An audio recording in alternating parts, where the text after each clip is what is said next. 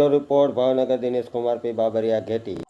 નમસ્કાર દર્શક મિત્રો, નવા વિડીયો સાથે આપ સૌનું હાર્દિક સ્વાગત છે. આપ જોઈ રહ્યા છો આઈએચઆરપીસી ન્યૂઝ. હું છું સોલંકી દર્શના. અખંડ ભારતના શિલ્પી સરદાર વલ્લભભાઈ પટેલની 150મી જન્મ જયંતિ ઉજવવાનું ભારત સરકાર શ્રી દ્વારા નક્કી કરવામાં આવેલ છે. આજની પેઢીમાં સરદાર વલ્લભભાઈ પટેલના વિચારોનું સ્થાપન થાય, તેના કાર્યોથી અવગત થાય તે હેતુથી ભાવનગર જિલ્લા વહીવટી તંત્ર દ્વારા 104 ભાવનગર પૂર્વ વિધાનસભા મતદાર વિભાગ માટે પદયાત્રાનું આયોજન કરવામાં આવેલ છે. આ પદયાત્રાના સુચારુ આયોજકને લઈને મદદનશીલ કલેક્ટર શ્રી પ્રતિભાવ દહિયા અને કોન્ફરન્સ યોજીને પત્રકારોને પદયાત્રાની સમગ્ર રૂપરેખા વિશે માહિતીગાર કર્યા હતા. પદયાત્રાની રૂપરેખા આપતા મદદનશીલ કલેક્ટરશ્રીએ જણાવ્યું હતું કે તારીખ 21 નવેમ્બરના રોજ 104 ભારત પૂર્વ વિધાનસભાના મત વિસ્તારના પદયાત્રીની શરૂઆત સાંજના 4 કલાકે રૂકમણી સર્કલથી થવાની છે.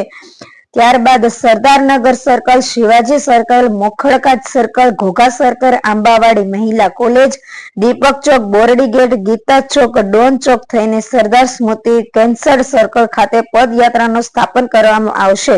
બ્યુરો રિપોર્ટ દિનેશ કુમાર બાબરિયા ઘેટી સાથે રિપોર્ટર જીતેન્દ્ર સોલંકી રામધરી. ગુજરાતના પનોતા પુત્ર અને અખંડ ભારતના શિલ્પી સરદાર વલ્લભભાઈ પટેલની 150મી જન્મ જયંતિ ઉજવવાનું ભારત સરકાર શ્રી દ્વારા નક્કી કરવામાં આવેલ છે. આપની આજની પેઢીમાં સરદાર વલ્લભભાઈ પટેલના વિચારોનું સ્થાપન થાય, તેમના કાર્યોથી અવગત થાય તથા તેમના જીવનમાંથી પ્રેરણા લઈ વિકસિત ભારતના સંકલ્પ સાથે રાષ્ટ્રીય સેવામાં જોડાય, તે હેતુથી રાજ્યની દરેક વિધાનસભા બેઠક દીઠ એક પદયાત્રાનું આયોજન કરેલ છે. આ કાર્યક્રમ અંતર્ગત ભાવનગર જિલ્લામાં 104 ભાવનગર પૂર્વ વિધાનસભા મતદાર વિભાગ માટે પદયાત્રા તારીખ 21/11/2025ના રોજ સાંજના 4 કલાકે રૂપાણી સર્કલથી Sardarnagar circle, Shivaji circle, Mokhdaji circle, Ghogha circle, Ambawadi Mahila college, Deepak Chowk, Bordi gate, Geeta Chowk, Don Chowk થઈને સરદાર સ્મૃતિ ખાતે સમાપન કરવા નક્કી કરવામાં આવેલ છે. આ કાર્યક્રમમાં મુખ્ય અતિથિ તરીકે શ્રીમતી સેજલબેન પંડ્યા, માન્ય ધારાસભ્યશ્રી, વંદનાબેન મકવાણા, પૂર્વ ધારાસભ્યશ્રી કેશોદ જૂનાગઢ, તેમજ અતિથિ વિશેષમાં માન્ય મેયરશ્રી, ડેપ્યુટી મેયરશ્રી, માન્ય સ્ટેન્ડિંગ કમિટી ચેરમેનશ્રી, માન્ય નેતાશ્રી શાસક પક્ષ, માન્ય દંડક શ્રી મહાનગરપાલિકા ભાવનગર વગેરે મહાનુભાવો ઉપસ્થિત રહેનાર છે.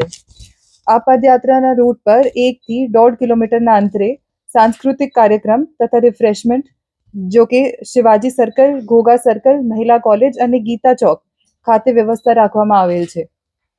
તેમજ વિવિધ સ્થળોએ અલગ અલગ સમાજના આગેવાનો દ્વારા પદયાત્રાનું સ્વાગત કરવામાં આવશે. પદયાત્રાના રૂટમાં આવતા રાષ્ટ્રીય નાયકોની પ્રતિમાને મહાનુભાવો દ્વારા પુષ્પાંજલિ અર્પણ કરવામાં આવશે.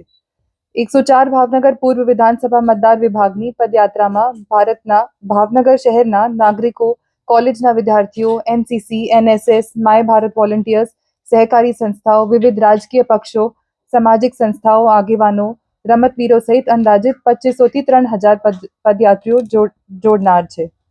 પદયાત્રા પથ પર જિલ્લા પોલીસ તંત્ર દ્વારા પૂરતા બંદોબસ્તની વ્યવસ્થા કરવામાં આવનાર છે. આ પદયાત્રામાં ભાવનગર જિલ્લાના તમામ નાગરિકોને સહભાગી થવા માટે વહીવટી તંત્ર તરફથી આમંત્રિત કરવામાં આવે છે. આભાર.